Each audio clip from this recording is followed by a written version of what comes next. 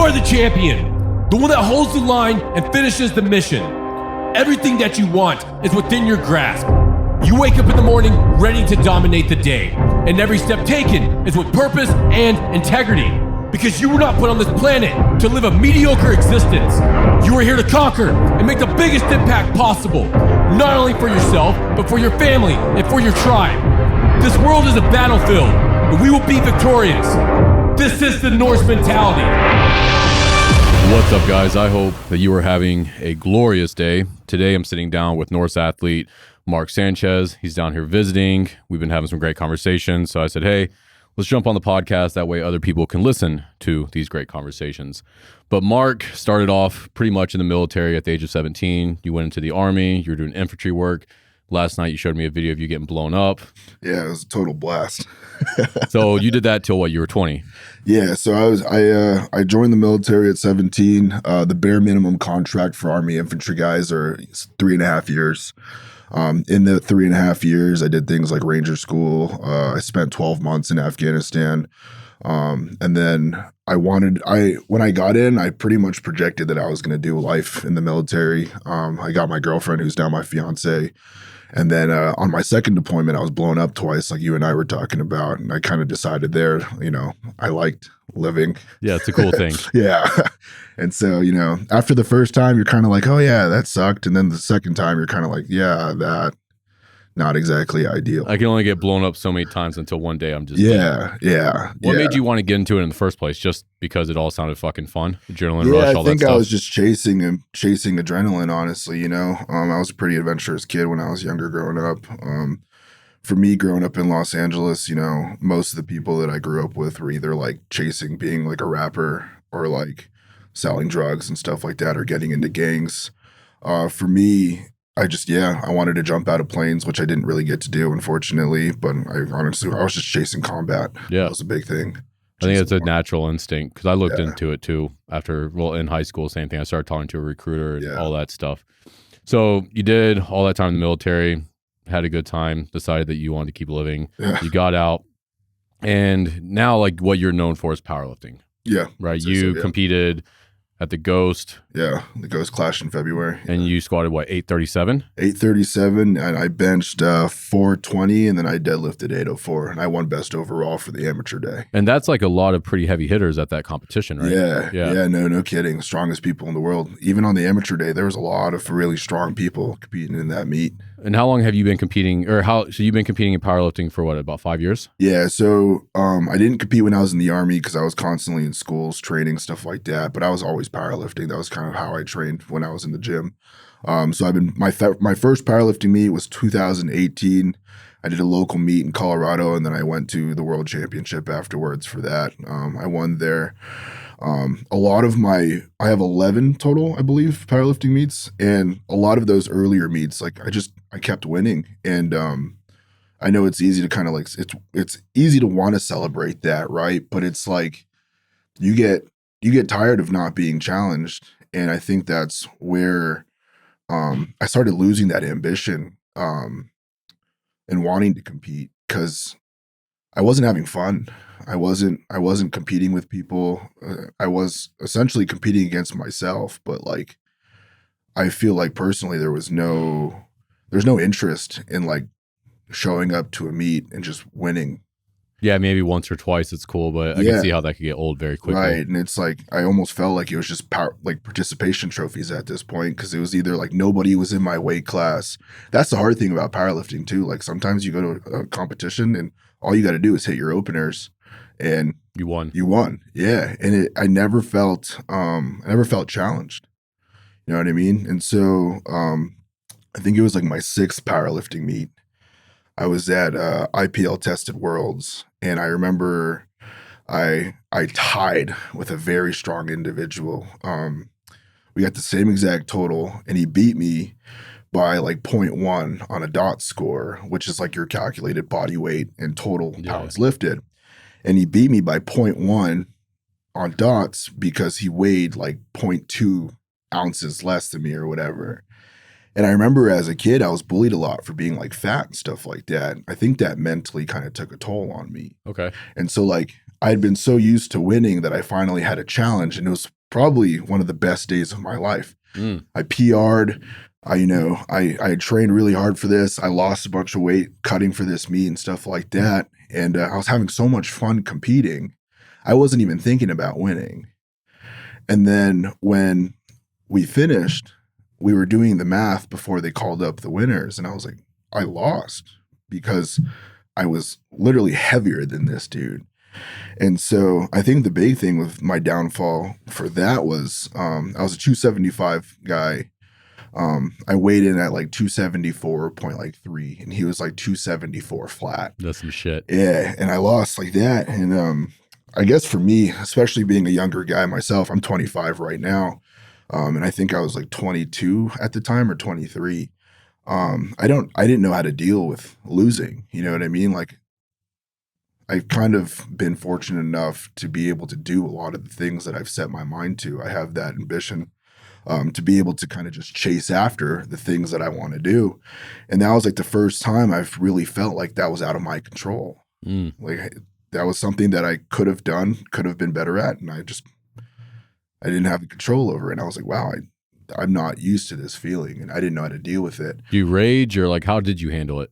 I went I'll be honest, I'm pretty open about it now. I wasn't exactly open about it back then, but I was pretty depressed. I felt sorry for myself, honestly.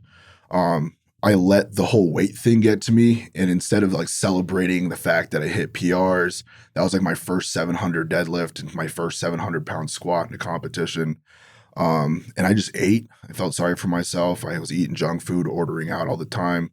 You know, and like I told myself, I was like, oh yeah, like I had cut so hard for this meet. I earned this. Yeah, that I earned this, you know, and instead of acknowledging the fact that I was upset and not reflecting with myself of like what I can do to improve, I felt sorry for myself. And that does nothing. Nothing. Absolutely nothing. And I sat there and I had a pity party with myself.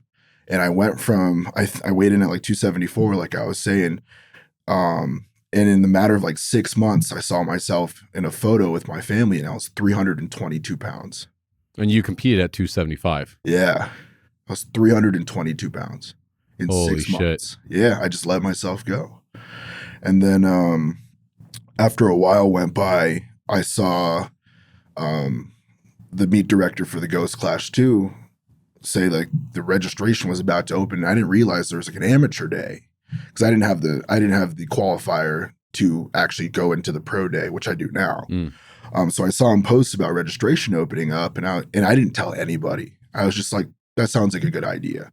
So I signed up. My coach was one pissed because he's like, you didn't talk to me about this at all.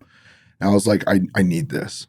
Yeah. So we didn't talk about it after that, and I was like, okay. He's like, I got you. Cool. So I told him I was like, I needed this, and so I signed up. I think registration opened in like October, November-ish or so or whatever. I was 320 pounds at the time when I registered. And I told him, he was like, he asked me if I was going to be a 308. And we're going to cut down to 308. I was like, no, I'm a 275. We're going to cut down to 275. And he was like, just set your expectations realistically. And I was like, no, I'm going to squat 800 plus in a comp. I'm going to bench 400 plus and I'm going to deadlift over 8. And he's like, all right, let's fucking and go. He was like, let's get to work then. Yeah. And so we were talking about it earlier, training for the Ghost Clash 2. I'm pretty transparent about it. That was my first time like running gear.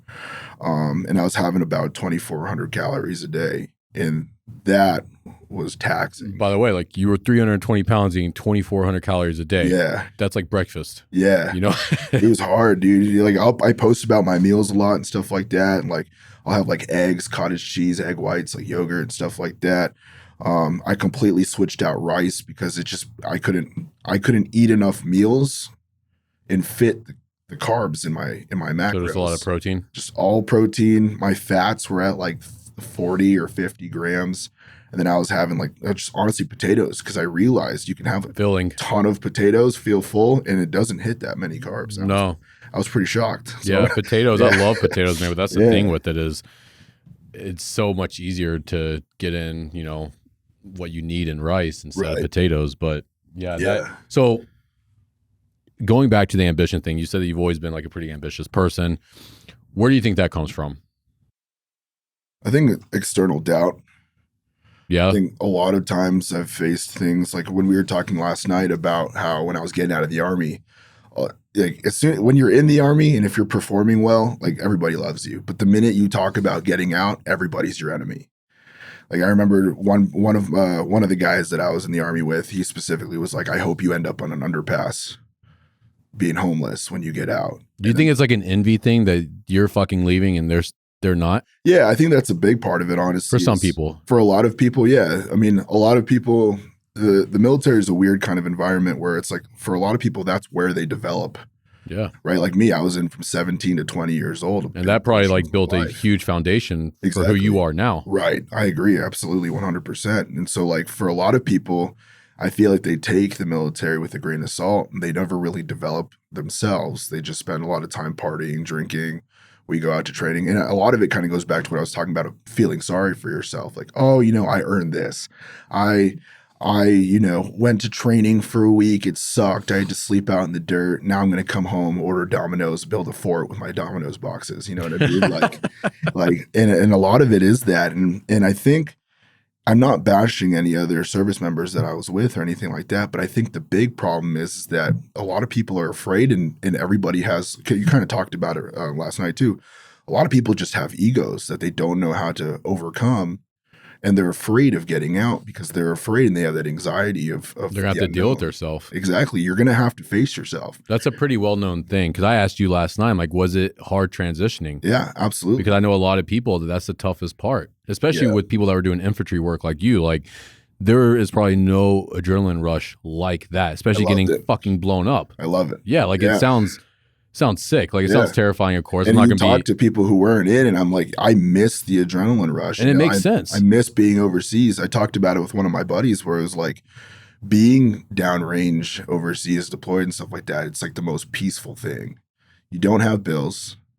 Most of my time overseas, I didn't have a significant other, so I wasn't worried about that. You have one mission. I have one thing to focus about. One thing. I have one objective to complete and come home with my friends. That sounds peaceful. Yeah, that sounds very peaceful, actually, compared to life in the regular world, where it's a million things every single day and all that. Like I had like partial anxiety this morning because you were like, oh yeah, let's shoot at like 10 in the morning, and I was like, it's late, but I'm hell for that. Everyone that comes on, like, what are we going to talk about? I was like, I have no idea, man. Yeah, we'll just go with it. Yeah, and that's where it was like, I never had anxiety because in the military, I'm sure I was anxious a lot of times, but like you're kind of told where to go, when to be there, what to wear, what to have, and it's like you're babysat. And that's going back to what I was talking about earlier. A lot of guys who get into the military, it's anxiety. They don't know how to think for themselves. And it's one thing that I think is a major problem is overcoming that ego and overcoming that fear and being like, you know what, this is who I am. This is who I want to be. I'm going to go do it. So that's the part right there. And I wish more people understood that. It's you can decide who you want to be and then you become that person. Yeah, it doesn't matter when. It doesn't matter who you are at the current moment. Exactly. You just have to create this idea in your head and then bring it into reality through your actions and your habits. Yeah. Yeah, I mean, I'm not in the military. I don't know, but I could definitely see that being a thing. You talk about being anxious and stuff like that. What helps you overcome that? Because I'm sure when you came home, there was a ton of anxiety. Yeah, I didn't know. There was a time when I got out and I was in this boot camp for school. I work in cybersecurity now. And there's a time where, you suffer from like imposter syndrome. And honestly, to answer your question about anxiety, I think it's that self-doubt, that lack of confidence of like, I don't think I belong here. And you have to kind of, I would honestly say lie to yourself sometimes a little bit, just hype yourself up. Just to get going. Yeah, just to get going. And then all of a sudden, the more you keep swimming, the faster you'll realize you'll get to the shore. I think that's what anxiety is, because I used to suffer with it a lot, especially social anxiety and stuff like that. I think it boils down to two different things. You have anxiety because it's an underlying fear. And the only way to overcome that anxiety is by taking action and overcoming the fear. Right. That's really all it boils down to. And there is no there's a lot of people like, oh, that's fucking something stupid to have anxiety about. You can't bash anyone for how they feel. No, but what you can do is be like, hey, you need to take action. If you really want to resolve this, you need to do something for that. Right. And that's addressing the fear. Be like, okay, why do I feel this way in these situations? Right. And then taking action, developing a plan of attack that will allow you to do so. Right. But when it comes to the imposter syndrome, because that was where the anxiety was coming from, how did you deal with that? Because that is something that a lot of people struggle with now. That's definitely in like the modern age, because you pretty much think that you know what everyone's doing because of social media and stuff like that. So it's like, well, I'm not like this person, so I must not be good enough. How did you overcome that whole imposter syndrome thing? Honestly, the big thing that I would say helped me for imposter syndrome was, one, finding mentors. Everything I do, whether it's strongman, powerlifting, cybersecurity, photography, even everything I do, I find a mentor, and it's reassuring for me, in my opinion, to hear like, a lot of people forget that we all start from the beginning. It doesn't matter where you're at in your career now. We all started somewhere. It doesn't matter what you're doing in general. If it's going into the gym, starting a new job, maybe even dating for the first time, you start at zero with no matter what endeavor you're trying to pursue. And it's reassuring to hear that from other people, right? Like for me, imposter syndrome was like, I have no formal education, well, besides high school, but I didn't have any formal bachelor degree. I didn't go to college. I didn't do any of that. I was an infantry guy in the Army. That if you don't know what the infantry is, there's no computers. My biggest selling point was I knew how to operate a radio. And for me, imposter syndrome was I didn't know I belonged because I was hanging out with like a bunch of, child nerds who were coding since they were like 9 and doing hacking for years and stuff like that. And I would just sit there and I'd be like, 1, I don't understand what you guys are talking about. And then 2, I don't know if I have it in me to do what you guys do. And I think we talked about it yesterday, where it comes to this like self-realization where you have to realize that you will always try your hardest, but there will always be a bigger fish in your pond. Always be a bigger fish. And that's what you want, though. That's what you should want. You should surround yourself with those bigger fish. With better people. Right. Yeah. And that kind of contributes to, my friend circle, who I hang out with. I'm very quick with introducing somebody to the circle. And if I realize they're not somebody I want to surround myself with, I'm a very friendly person, but if I realize you're somebody that I don't want to hang out with, I'm okay with just being like, yeah, you're not my type. I won't invite you out. I won't hang out with you, because you are who you become who you hang out with. Yeah, absolutely. And I see that, and I saw that in the military. I think your last podcast, your speaker was talking about too, like when he stopped drinking and he stopped partying, he realized people stopped hanging out with him. Yeah. And for me, like, I'm okay with that.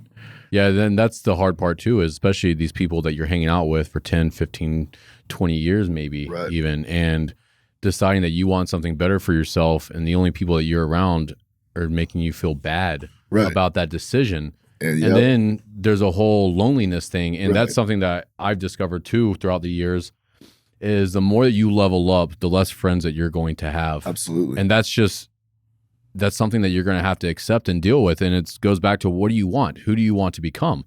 If you want to be this ideal version of yourself, that means cutting out the garbage, your bad habits, the people that you hang out with, the media that you consume. Every single thing boils down to that, because it goes back to that as well. You are what media you consume. Right. If you spend all day on Instagram looking at stupid shit that's not serving you and moving you in that direction, you're going to start thinking like that. Exactly.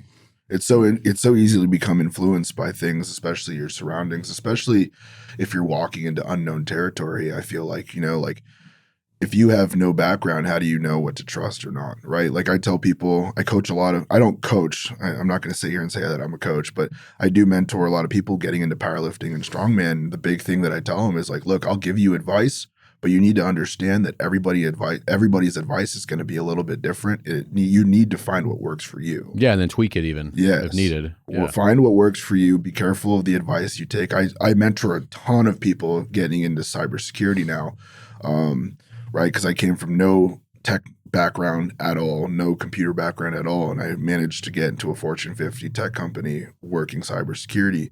So now I help people change their careers and get into tech. And the big thing that I always tell people is, one, I'm not going to have all of the answers to your questions, and you're going to find a lot of people who want to be mentors and want to help you succeed. But be careful with the advice you consume, because everybody's different. Everybody has a different amount of luck. and everybody has different opportunities. A Yeah. lot of people I know found opportunities that don't even exist anymore. If they quit their job, they wouldn't even be able to do that. Yeah, they'd have to completely switch gears. Yeah, exactly. And so, you know, that's my biggest thing. So like to answer your question about the anxiety and the imposter syndrome thing, it was one, surrounding myself with like-minded people who are hungry. I wanted to be around people who weren't there to just kind of screw off. You know, I talked about going to that cybersecurity boot camp right after the Army. There were kids that were there that were kind of just like, oh yeah, my parents sent me here and I'm kind of just here for fun, you know.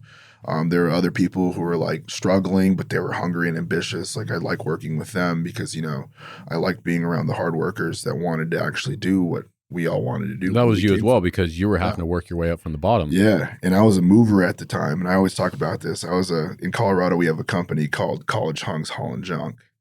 And I was doing that. And I have a cat allergy. Oh my God. Let me tell you, I hated being a mover. That sucked. At every house that I moved, cats. Just dying. So I'd like die from allergies with cats, go back home from working a whole day of moving houses, and then I'd start studying and I would just be sitting there dying, kind of like what we were talking about earlier with the pollen allergy. Yeah, man. All over the podcast. I was going to have to give a disclaimer before this podcast. I forgot, because I've had so many people talk shit over me having a runny nose and videos and stuff. But yeah, like it's absolutely whooping my ass right now. Yeah. But yeah, and that was the thing, you know, I'd stay up long nights trying to find jobs, apply for jobs, reach out to people, network.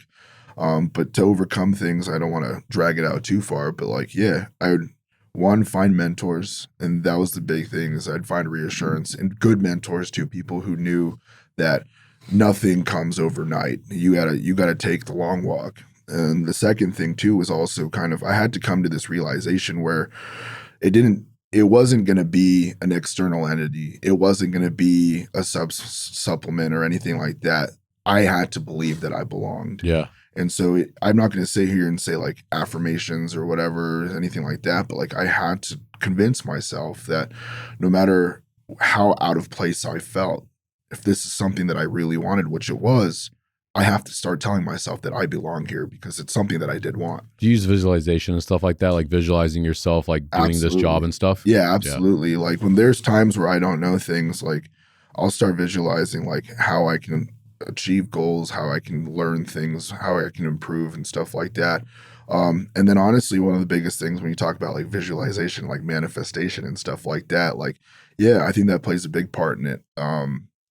Because one, it comes back to what I was just talking about like believing in yourself, right? Because like you kind of have to visualize yourself in your shoes, in your future, to be able to kind of set that goal. And act it out in the present. Yeah, you have to kind of understand where you're setting yourself up for.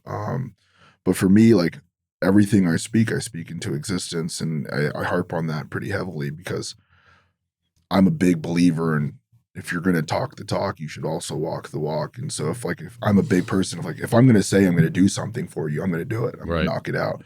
Especially if I'm going to say I'm going to do something for myself, whether it's taking care of my family, cutting weight for like the Ghost Clash 2 and staying relatively around that weight, or, you know, doing something with my fiance, I'm gonna make it a priority. Well, you have to deal with yourself when you don't hold up to what you say you're going to do. Right. That's the worst part, is when you say that you're going to do something and you don't do that for yourself. Right. You have to deal with yourself, because there's that internal voice is like, what the fuck is this? Right. You didn't do this. Yeah. And then that's where you have two choices there. Either self-pity is going to, you know, you can either do a pity party, or you can put on your boots and fucking get to work and prove to yourself that, no, like, I'm going to do this. Right. And then over time, like that reassurance and that confidence comes back. Right.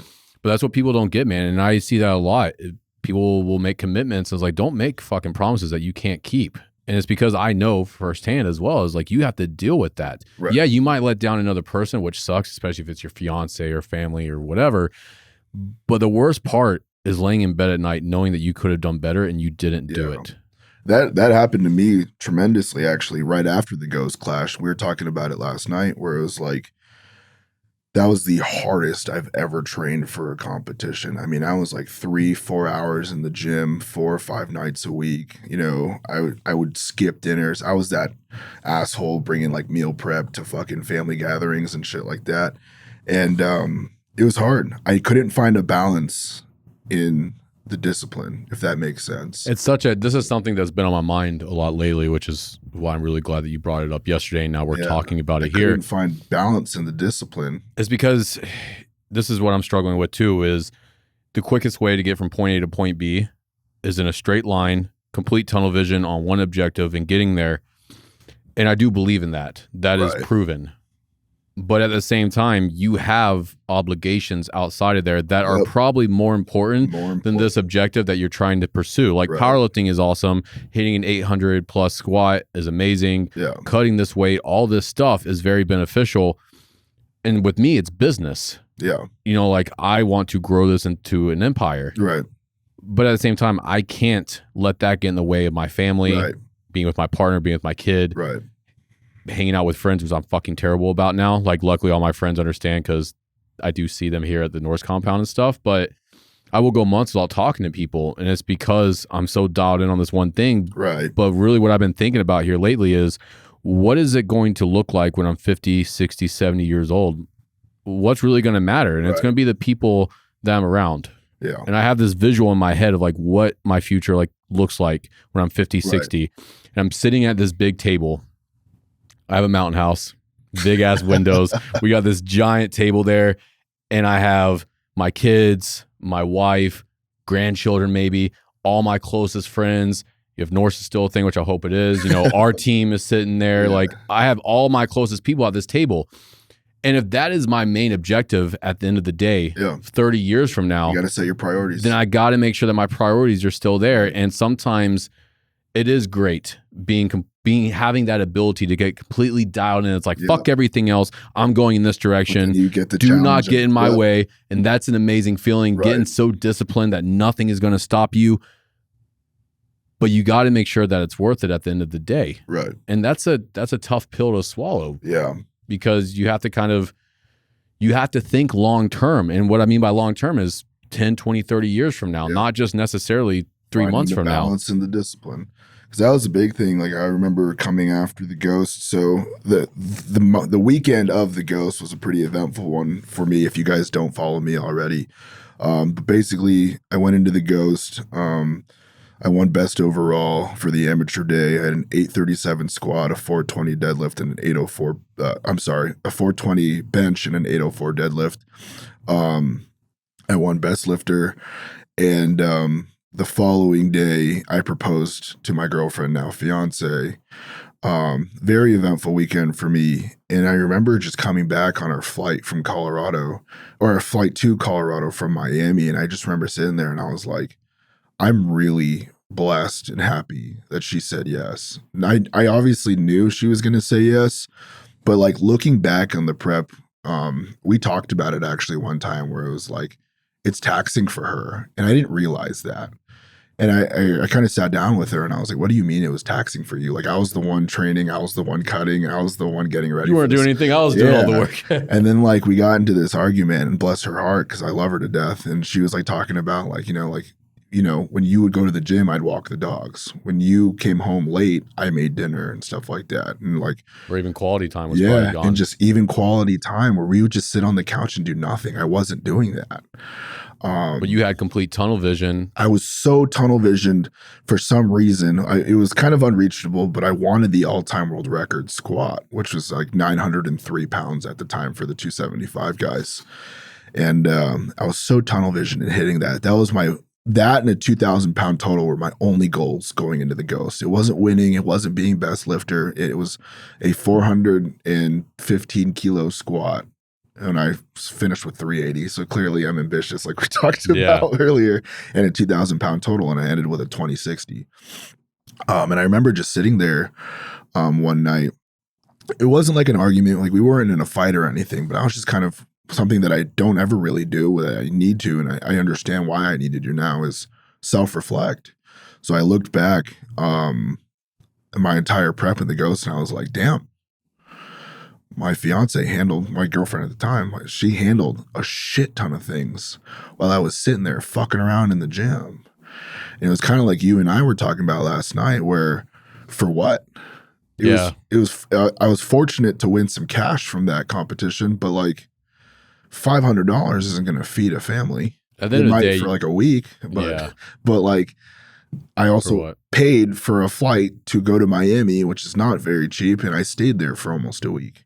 So like that $500 basically went into me just going there. What do you think it really was at the end of the day? Was it you proving to yourself after that competition where you lost by like 0.5 or whatever? Like, do you think this, like you said, like talking to your coach, I need this. Right. So going into it, that was your mindset as well. Like, I need to do this I need for it me. For me. Yeah. Which is good at times. Like, you Right. have to think that way. Like, you Yeah. should put yourself first. And Absolutely. sometimes. Right. I think the big thing is that like, it's kind of, again, like I was saying, finding balance in the discipline, because I needed it for selfish reasons. But also when you start talking about building a tribe, people rely on each other. And, you know, I want to build a strong, healthy relationship with my now fiance. I want to build a long-term future, have a healthy family, be there. I want to, like we talked about last night, nobody's going to care if I die one day that I had a 22 plus 100 total or whatever if I never spent time with my kid. Where they're not going to write your total on your tombstone. Exactly. It's going to say loving father, right, loving husband, right, etc. Nobody's going to care. And it was kind of like what I was talking to you about yesterday as well, where it was like, I didn't even feel like the amount of gear was worth it, even if it was a little or a lot or however you kind of perceive it. But I was like, this sucked. I was having insomnia, so I just sat there and stared at the ceiling all night. I mean, you weren't recovering from I your wasn't workouts. recovering, you know, and I was getting nosebleeds all the time. My girl was getting pissed, cleaning my blood off the sink and stuff like that. And it was just like, at what cost? You know, if I die from powerlifting, cool. A few people, and if you support me, I love you. But a few people on Instagram are going to be sad, and that's not where I want to take my life. I want to be there for my kids one day. I want to be there to support them. I want to be there for my fiance, who will eventually be my wife, and I want to have a life. Yeah. I don't want to be the person that, you know, doesn't know how to balance priorities, and now I'm a world champion powerlifter, and I'm going to die one day. And what did I leave here? Yeah. What do you, I mean, there's multiple things I want to tackle from that, but the self-reflection part, you said that that's something you should be doing more. I agree. I think everyone should be doing it as much as possible, including myself. What is your favorite way to just detach from the world and do that internal work, that self-reflection, deciding where you are right now, what maybe mistakes you made recently, where you want to be in the future? Like, what is your strategy for doing so? Honestly, the biggest thing, and I've been pretty fortunate that it happens to me, but I just sit back, light a cigar, and I just use that downtime, because I've been pretty fortunate to where every time I've had a cigar in my hand, nobody bugs me. My phone's really quiet for some reason. No matter what time of the day I'm smoking a cigar, it's weird how it lines up. It's like a sign from the universe. Yeah, it's like Mark needs that. Mark needs this time. Everyone fuck off. Yeah, I smoke a lot of cigars, and honestly, that's kind of that. I sit on my porch, or I sit back on my deck, and I kind of just light a cigar, and I think about what I can do to improve. I kind of have that gut check with myself and be like, hey, you were kind of an asshole here, or like, hey, you could have done this better. And I mean, I don't beat myself up about stuff like that. You know, you can't beat yourself up, because you need to take that feedback and actually implement it. But if you're too busy having a pity party and being like, oh, I could have done this, or, oh, I should have done this better in a relationship, you're wasting time. It sucks to be able to, it sucks to have to say that you're wasting time on something, because I don't feel like time's ever wasted. You can definitely waste time on things like Instagram and stuff, but like, if you're not constantly learning with your experiences, then yeah, that sucks that you're wasting time, because I think that's the most precious thing you can do. And so when you talk about like reflection, you know, it's being honest with yourself. I think the biggest problem with a lot of people who do self-reflection, or we call them like retrospectives or anything like that, you're not honest. Sometimes you need to do it with a friend, if that's honestly the case. And that's my opinion is, you know, I have a friend, I'll shout him out, Dalton. He's going through a breakup right now, and I love him to death, but like sometimes I just need to be there and be like, yo, like stop talking about her. You need to stop beating yourself up. You're a great human being. You had some hard times, and you know, you were hard on yourself, but it's okay to feel sad. It's okay to have emotions. I'll always support that. It's okay to have emotions. I think that's important for people to realize, especially men. Yeah. It's okay to have emotions. It's okay to be down. Right. But pick yourself back up. There's always going to be a moment where, you should feel emotion. You should feel sad. You should feel grief if you need to. And you can celebrate the things that do happen. But you need to pick yourself back up and you need to keep going. Because I think all those negative emotions are beautiful. Yes. Like I've came to that realization. If I'm sad about something, that means it was a precious moment for you. It was precious. If I miss, I talked to my kid about this. If she says that she misses someone and she's down, I'm like, well, you know what that means, right? She's like, what's that? It means that you love that person. Right. If you miss someone, that means that you love that person. Yeah. It's beautiful. Right. So we can learn something, like you were saying, from these times that we do fuck up. But I think going back to what you were saying about people need to be more honest with themselves in these situations.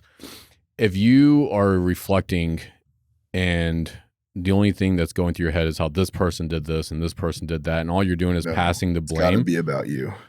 You are always responsible for some sort of that situation. Say if you and your partner get into a fight, yeah, maybe they did something that triggered you, that pissed you off, but you did something as well. Or if it's something going on at work, right, the boss is down your neck about something, well, you probably could have handled the situation better. Right. If you're always passing the blame during self-reflection, yep, that means you're not being honest with yourself. No, not at all. Because now you're just handing off that to somebody else. Well, you're playing the victim card. Right. You're playing the victim. Yeah. And that will get you. That's the same as self-pity. Right. Those are the two things you can't tolerate. I'll give myself about 15 minutes maybe of self-pity. Big thing. I'll set a hard time. I tell my girlfriend this, or my fiance this now too. I'm getting used to calling that, but I love it. But I tell her this all the time. I'm like, let's be sad for 15 to 30 minutes, but after that, let's start trying to fix it. Yeah, now we're in the future, right? Let's process this, accept it for reality at this moment, and then move on from there. And I feel bad though too, because sometimes she'll be like, I know I'm not trying to be sad. I'm like, no, like I didn't mean it like that. Like you need to be able to feel emotion. Yeah. You need to be able to celebrate the fact that you can be sad about something. Some people can't. Yeah. Some people don't know how to be upset. And they think it's not okay. Right. So they suppress it. They just suppress it and they carry on to it. And then sometimes they finally snap. And I'm like, no, you need to be able to let out your emotions. But whatever way works best for you. Right. Exactly. Take your time. But let's set like a decent amount of hard time stop. And then let's start trying to fix things. Yeah. You definitely got to kind of set that time limit for yourself. With me, it's like I'll have that conversation. I'm like, all right, 15 minutes. Right. Go ahead. I'm going to walk away and I'm going to be fucking do mad. your fucking thing. Throw a little fit, whatever you need to do, man. But then we're going to snap out of it. Because most people, I'll be honest, if you do set a hard time for yourself, by the time that hard time hits, I feel like most people, especially myself, they feel better. You have to, man. Yeah. And you also have to accept that whatever your mechanism is for letting out that emotion is okay. Yeah. Like, I'll be real. I'm a fucking crier, dude. Yeah. Like, okay. I will fucking. I'm very okay with admitting sometimes that I cry. will just. Sometimes I just got to fucking let out a cry. Yeah. But if I do that, I'm fucking good. It's like nothing ever happened. But if I don't, because I want to be fucking Billy Badass or whatever, just fuck with you it just continues. But then what happens is it turns into anger. Yeah. But some people, like, crying's not their thing, and that's fucking cool too. Yeah. Maybe they just need to hit some shit. Yeah. Preferably not your wall or car or something like that. Or but, significant other. Or significant other. Definitely don't do that. Don't do that. But like that's where like having a punching bag or having an outlet like jujitsu or Muay Thai or something like that, or even just hitting the fucking gym. Yeah. That was my outlet in my early 20s. That's when I started lifting. I was angry. I was fucking pissed off. I was depressed. I was drinking all the time. I was eating like shit. I was like, hey, this is not beneficial for where I want to be in the future. Right. So I started running. Oof. And then I was like, hey, well, there's got to be something cooler than this. So then, and then I'm just fucking around. Like I still enjoy running every once in a while. But then I started lifting weights, and then that's where like I really got addicted to it because I was able to let out that aggression in my early 20s. I had plenty of it. Yeah. And then now the weights don't necessarily do it as much for me, but I do have, I'll do a sparring session or something with Muay Thai, or it's like do some drills or even just a punching bag if I can get into jujitsu, whatever. For me, it's honestly just training my dogs. I like spending time with my dog and just doing tricks or something they might know. Just It's all about what works best for you, and just accepting that and letting that be, and not beating yourself up, because there's all these stigmas around it. Right. Especially with men. You shouldn't cry. Well, I just fucking said that's my like default. I like crying. I'll just fucking do it because I feel better afterwards. I'm like, okay, cool, moving on. I don't give a shit anymore. But people will be like, oh, I can't be a fucking bitch. I can't do that. Or even anger. That's another thing. Yeah. And that's something with me is, you know, it's you gotta be fucking stoic, and you can't let anger get the best of you. And sometimes it just fucking does. And the last time it did for me, because I tried to suppress it for so long, I ended up walking outside and I fucking elbowed my truck. If you go out there, there's still a dent in there. But I just walked outside and I didn't even think about it. I just fucking hit this truck with a side elbow. And after I'm like, what the fuck was that? But it got to that point because I was trying to suppress that anger. Like, anger is a natural emotion, and you can choose how you want to respond to that. Right. But yeah, I think just finding that outlet is being okay with that outlet and just accepting it for what it is and doing it is huge. Yeah. But so many cool things have already been talked about in this conversation. Yeah. I love it. I want to go back to the whole finding balance in the discipline. That's what I was thinking too. Yeah. Yeah, because you know that's still actually a challenge that I kind of run into, right? Whereas like we were talking about my fiance, who's like kind of taking care of all that shit, and I had been so tunnel vision to be like, I gotta be, you know, this body weight. I want to hit these numbers, and you realize I'm like, shit, for what? What am I getting out of this? Do people still talk about the Ghost Clash 2? No. It happened like 3 months ago, 2 months ago or whatever. Yeah, about 3 weeks later, they're done. Yeah. 3 weeks later, nobody cares. So what? I put in all that time and effort for a few fist bumps and a few likes on Instagram. Meanwhile, my girlfriend's or my fiance is sitting here telling me about how, hey, you know, now that you're out of prep, can you help out around the house? And at first I'm like, what are you talking about? And then that's where we had that defensive. Yeah, I got defensive and I wasn't honest with myself. And then, you know, it took that time to self-reflect, and I was like, shit, I was fucking up. And I want to promote the fact that I still celebrate that victory. I still celebrate all the effort that I put in. But you have to be honest with yourself, and you have to come to that self-realization and be like, you know what? I did that. It's in the past. Here's how I can do this better. And finding that balance in the discipline and being like, you know what, I can be very tunnel vision for this, but there's still things that are more important than this. Yeah. And it's like you said earlier, nobody's going to write your fucking total on your tombstone. No. I'm going to be lucky if I fit in a coffin. You know what I mean? And so, you know, surround yourself with strong people, because my casket when I die is going to be pretty damn heavy. A hefty casket. And so, yeah, finding discipline or finding balance in the discipline, right? And being able to realize your priorities. And even if you have to shift your priorities daily, just make sure that you're confident in the way that you find balance. I think for me, I usually break it down: physical, mental, and spiritual. Like I have those 3 priorities. And for me, family and stuff like that falls into spiritual. Yep.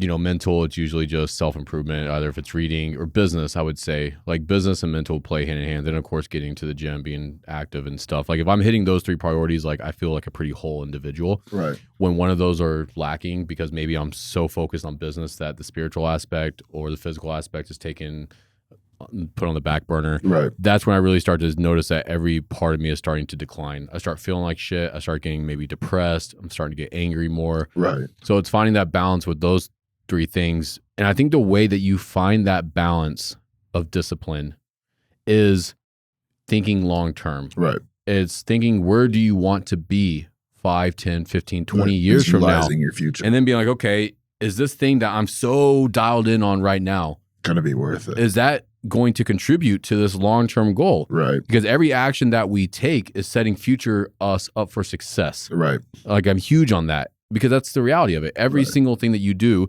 including the food that you eat, the exercises that you do in the gym or don't do in general, the shit that you watch on TV, the people that you hang out with, sleep that you get, this all impacts you in the future. Right. And there is no more important person than yourself 5 years from now. Exactly. Or God forbid, fucking 40 years from now, when like, that's when we really start wreaking, like we really start noticing all that neglect that maybe we weren't putting in. Right.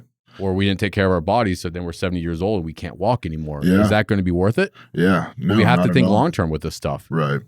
Yeah, it was like when I was like 320 plus pounds, it was like I see the photos of myself. Some of them are still hanging on my wall. I remember having to like hold my breath to like tie my shoes, and like shirts were getting tight and stuff. And it's like, yeah, you got to be able to find that reality again and be able to bounce back, pick yourself back up and get back after it. And for you, long term, you want a family. Yeah. That's long-term thinking. Like that is your main priority, I'm sure. Yeah, absolutely. And does weighing 320 pounds align with that? No. Am I going to be able to ride rides with my kids at the roller coaster parks and stuff like that? You were telling a story yesterday about that. Yeah, You about went to how the park and you couldn't ride we the went damn to thing. me and my family, we went to this place in Colorado Springs called like Cave of the Winds or something like that. And there's this ride that we waited forever for. And I got to the front. They literally have a scale because it's like a slingshot off of a cliff. And they have a scale because if they basically judge you and they're like, I think you're kind of big. And then to prove their point, they have you step on a scale. Because I'm sure people are hooting and hollering. And they're like, oh, fuck you, I'm not fat. And it's like, yeah, get on the scale then. Get on the scale. It's a genuine safety concern. I waited there with my, at the time, girlfriend. And we got away up to the top. And she was so excited to ride because we were very hopeful. We were very hopeful. Yeah. And we got up to the front and they basically told me no. And I could see the look on her face. And I was just like, this sucks. Yeah. This fucking sucks. And the last thing, you know, I'm already now putting her through this. The last thing I want to do is take my kid to a park and their kid's got to ride alone or something. That's like the that. memory they have, man. Yeah. That's the last thing you want. That scares me. That scares me to death. Yeah. Is to be a father someday and not be there for my kids. No, so we have to think long term when it comes to anything. Like, where do we want to be in the future? And then make sure that the discipline that we have, this tunnel vision that we have towards an endeavor, make sure that endeavor aligns with where you want to be. Right. And I think that's where we're going to wrap up this episode. Yeah. Mark, where can people find you on the internet? You can follow me on Instagram at Legend of Marc. Marc spelled with a C, so MARC. You can also find my YouTube channel, also Legend of Marc at YouTube. I'll put everything in the show notes too. Yeah, for for sure. But awesome. Appreciate you, man. Yeah, dude, absolutely. Thank you for having me. Thank you for listening to another episode of The Norse Mentality. This podcast is a byproduct of Norse Fitness. We make clothing, fitness accessories, supplements, and other tools to help you reach your true potential. You can check it out at norsefitness.co. And if you found this episode beneficial, please share it with a friend. That way we can continue to make a bigger impact and change the world. Thank you for your support, and we'll talk to you soon.